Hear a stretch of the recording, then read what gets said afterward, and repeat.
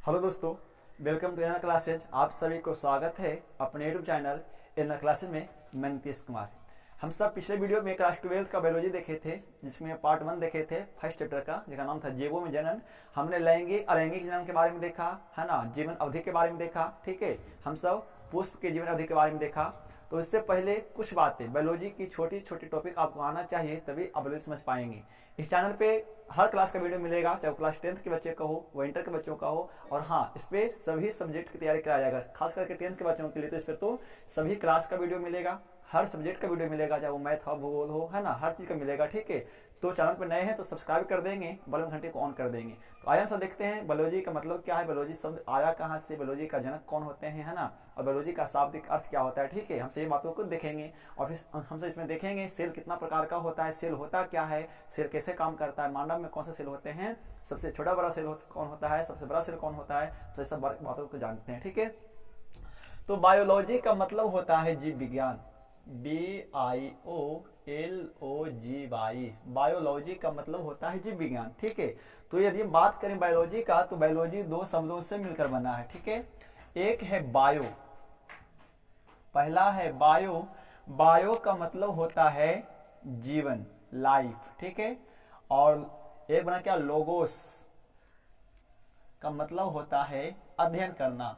ठीक है, क्या करना, अध्ययन करना।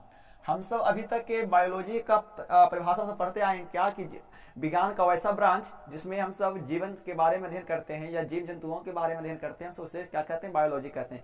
ये भी परिभाषा सही है, परंपरावादी परिभाषा है ना, जो हर लोग देते आते हैं। ठीक है, तो हम सब इसे इस परिभाषा को एक यूनिक तरीका से देखेंगे, एक नए ढंग से देखेंगे। क्या है, ठीक है, क्या है।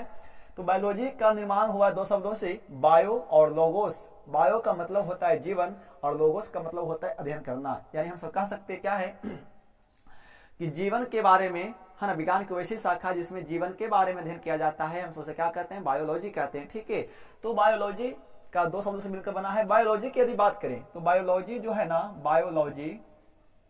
बायोलॉजी एक लैटिन शब्द है। ठीक है, ये हमारे देश का नहीं है, क्या है, ये एक लैटिन शब्द है। ठीक है, लैटिन शब्द है बायोलॉजी। एक कौन शब्द है, लैटिन शब्द है। यदि हम सब बायोलॉजी शब्द की उत्पत्ति किसने किया, तो बायोलॉजी शब्द की उत्पत्ति, ठीक है, बायोलॉजी शब्द की उत्पत्ति, है ना, दो विज्ञान के या बायोलॉजी के दो महान वैज्ञानिक कौन कौन, पहला थे लेमार्क। ठीक है, लेमार्क जो फ्रांस के रहने वाले थे, और दूसरा कौन थे, ट्रेविनेरस। दूसरा ट्रेविनेरस जो जर्मनी के रहने वाले थे। ठीक है, ये दोनों ने, लेमार्क और कौन, ट्रेविनेरस ने बायोलॉजी शब्द की उत्पत्ति कब किया, 1801 ईस्वी में। किसने, 1801 ईस्वी में किया। हमसे इसमें ये जानेंगे कि बायोलॉजी का जनक कौन होता है। ठीक है, तो याद रखेंगे कि बायोलॉजी एक लैटिन शब्द है जिसकी उत्पत्ति लेमार्क और ट्रेविनेरस ने मिलकर के 1801 ईस्वी में किया। ठीक है, हाँ, बायोलॉजी का जनक तो अरस्तु को माना जाता है ना, लेकिन उसने केवल जीव के बारे में, जीवन के बारे में अध्ययन किया। लेकिन जिस समझिए ध्यान से कि मान लीजिए कि यह एक गांव है, इस गांव की स्थापना हमने किया और यहाँ के लोगों को इस गांव के नाम नहीं दिए कि बस इस गांव का क्या नाम होना चाहिए। ठीक है, तो कोई और व्यक्ति आया, इस गांव का नाम रख दिया क्या, बायोलॉजी। तो यानी कहने का मतलब क्या है कि इस गांव को, तो इस गांव का जनक तो हम होंगे, लेकिन इस गांव का नाम देने वाला हम नहीं रहे, इस गांव का नाम देने वाला ये व्यक्ति हो गया ना। उसी प्रकार से क्या था कि बायोलॉजी का जनक तो अरस्तु को माना जाता है, लेकिन बायोलॉजी शब्द की उत्पत्ति लेमार्क ने, अरस्तु ने नहीं किया, तो किसने किया, तो बायोलॉजी शब्द की उत्पत्ति, है ना, दो महान वैज्ञानिक लेमार्क और ट्रेविनेरस ने 1801 ईस्वी में किया। ठीक है, तो याद रखेंगे।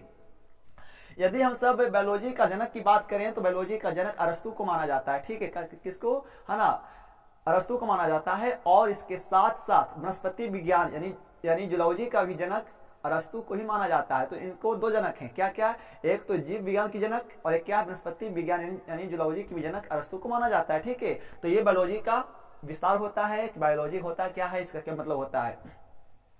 यदि अब हम सब बायोलॉजी के सबसे छोटे से पार्ट की बात करें तो हम सब बात देखेंगे बायोलॉजी का सबसे छोटा सा पार्ट क्या है, कोश का सेल। ठीक है, तो क्योंकि जब तक हम बायोलॉजी के बारे में अध्ययन करते हैं तो हमें कम से कम सेल के बारे में अध्ययन करना होगा। जब तक हमें सेल की जानकारी नहीं होगी तब तक हम बायोलॉजी को समझ नहीं पाएंगे कि बायोलॉजी होता क्या है। तो आइए देखते हैं सेल होता क्या है। ठीक है, तब तक इसका स्क्रीनशॉट लीजिए और अपने मित्रों को शेयर कीजिएगा, और जो भी कमेंट होगा आप कमेंट करेंगे, दिक्कत होगा तो पूछिएगा, और वीडियो को अधिक से अधिक शेयर कीजिएगा। तो आइए अब समझते हैं कि बायोलॉजी में जो सबसे जो छोटा भाग होता है बायोलॉजी का, वो होता है सेल, कोशिका। ठीक है, तो जानते हैं कोशिका क्या होता है और कोशिका किसे कहते हैं, कोशिका कितना प्रकार का होता है, हम सब इस बातों को देखते हैं इस वीडियो में। ठीक है, तो यदि हम कोशिका की बात करें, सेल की बात करें,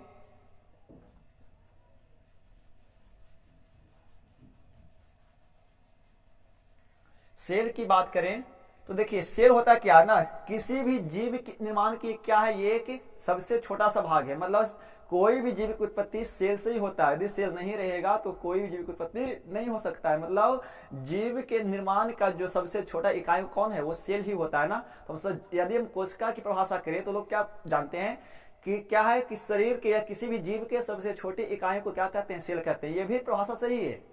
तो ये आप केवल क्या है कि आप बुक के आधार पर या लोगों के आधार पर जो आप देते हैं वो याद करते हैं, लेकिन यदि इसका परिभाषा आप अपने से जानना चाहते हैं तो देखिए क्या होता है। यदि हम सेल की परिभाषा दें तो क्या कहेंगे, जीव की सबसे छोटी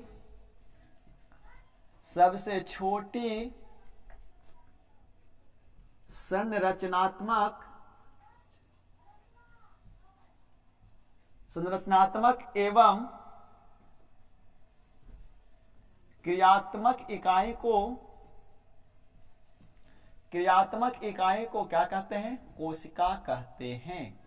क्या कहते हैं, कोशिका कहते हैं। यानी हम सब कोशिका की परिभाषा की बात करें तो क्या कहेंगे कि जीव की सबसे छोटी संरचनात्मक एवं क्रियात्मक इकाइयों को क्या कहते हैं, हम सब कोशिका कहते हैं। ठीक है, मतलब जैसे देखिए, मान लीजिए कि ये हमारा हाथ है ना, तो ये जो आप हाथ का जो आप अंग देख रहे हैं ना, ये कहीं ना कहीं कोशिका से मिलकर बना हुआ है। ठीक है, क्या होता है कि यदि हम एक जीव की उत्पत्ति की बात करें तो क्या होता है कि सबसे पहले जीवों का कोशिका बनता है। कोशिका से जब अनेक कोशिका आपस में मिलते हैं तो एक उत्तक बनता है, और कई सारे जब उत्तक मिलता है तो एक है ना अंग बनता है, और कई सारे जब अंग मिलते हैं ना तो एक बॉडी का यानी एक शरीर का निर्माण होता है। ठीक है, और किसी भी जीव के वृद्धि में मान लीजिए कि हम एक मनुष्य हैं, तो छोटा बच्चा रहते हैं, फिर बड़ा हो जाते हैं, तो किसी भी जीव के जो वृद्धि होने का जो कारण है वो क्या है, कोशिका। ये सेल ही क्या होता है, जब सेल आपस में वृद्धि करता है ना तो क्या होता है, किसी भी शरीर को वृद्धि करने में आसानी मिल जाता है। तो सब क्या कहेंगे कि यदि कोई भी जीव वृद्धि करता है तो वो सेल के आधार पर ही वृद्धि करता है। जिस जीव में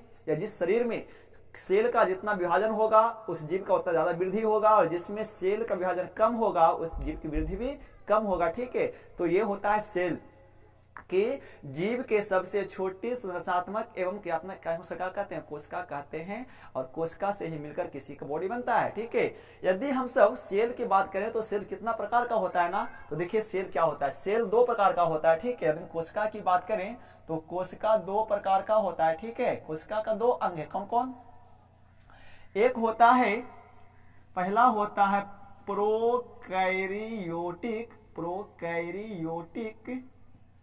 और दूसरा होता है यूकैरियोटिक। क्या, यूकैरियोटिक।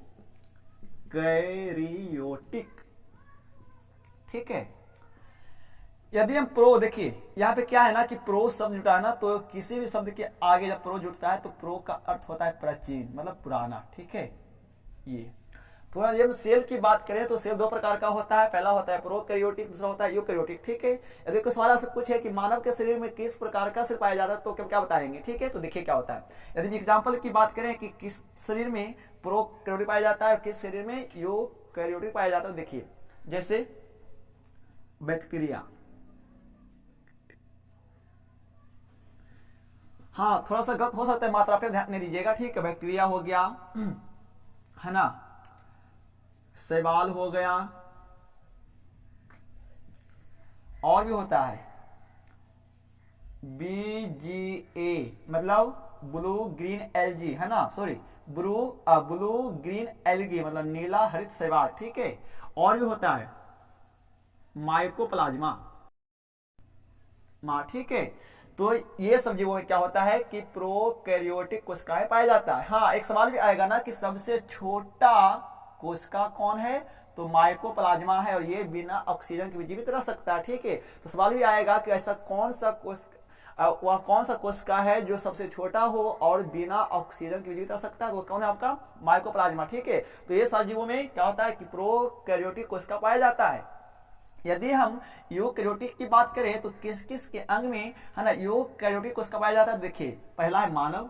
हाँ, मानव भी तो जंतु के शरीर में आता है ना, तो मानव हो गया, जंतु हो गया, है ना, कवक हो गया, ठीक है, कवक हो गया, पादप हो गया, इस प्रकार में, है ना, आदि। ठीक है, तो इस प्रकार के जीवों में क्या होता है कि यूकैरियोटिक कोशिका पाया जाता है। तो ये होता है कोशिका का पूरा संरचना क्या होता है, हम बताया कोशिका क्या होता है, कोशिका कितना प्रकार का होता है और किसके शरीर में कौन सा कोशिका पाया जाता है। यदि अब हम सब कोशिका विभाजन की बात करें यानी सेल डिवीजन की बात करें तो देखिए, सेल डिवीजन मुख्यतः 3 प्रकार का होता है। ठीक है, लेकिन हम सब क्या पढ़ते हैं? मात्र 2 ही प्रकार का पढ़ते हैं ना। तो आज देखते हैं कि कोशिका डिवीजन कितना प्रकार का होता है उसके बारे में। ठीक है, तो आप इसका स्क्रीनशॉट ले सकते हैं। कम से कम बायोलॉजी में इतना आना चाहिए, तभी आप बायोलॉजी समझ पाएंगे ठीक तरीके से। ठीक है, इसीलिए हमने सोचा कि वीडियो का जो पार्ट आपको मिल रहा था, जीव वर्गीकरण है ना, सॉरी जीव जनरल, उसके पहले कुछ बातें आपको आना चाहिए जो इंपॉर्टेंट लगा, इसलिए हम आपको ये वीडियो दे रहे हैं। इस वीडियो को अधिक से अधिक शेयर कीजिएगा ताकि उन बच्चों को है ना फायदा हो सके जो अभी तक कोशिका के बारे में या बायोलॉजी के सबसे छोटे से छोटे पार्ट के बारे में नहीं जानते हैं। ठीक है, तो यदि हम कोशिका विभाजन की बात करें, कोशिका विभाजन की बात करें तो यानी सेल डिवीजन क्या है?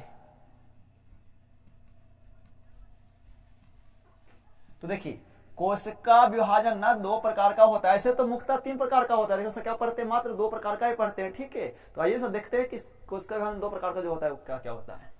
नंबर 1 में होता है समसूत्री विभाजन। समसूत्री विभाजन। एक होता है अर्धसूत्री विभाजन। अर्धसूत्री विभाजन। ठीक है, तो कोशिका विभाजन 2 प्रकार का होता है, एक होता है समसूत्री विभाजन, एक होता है अर्धसूत्री विभाजन। ठीक है, जैसे देखिए समझिए कि मान लीजिए कोई एक कोशिका है। ठीक है, ये क्या हुआ? विभाजन होकर के ना अपने जैसे इस प्रकार से कोशिका बनाया। ठीक है, तो हम इसे क्या बोलेंगे? समसूत्री विभाजन।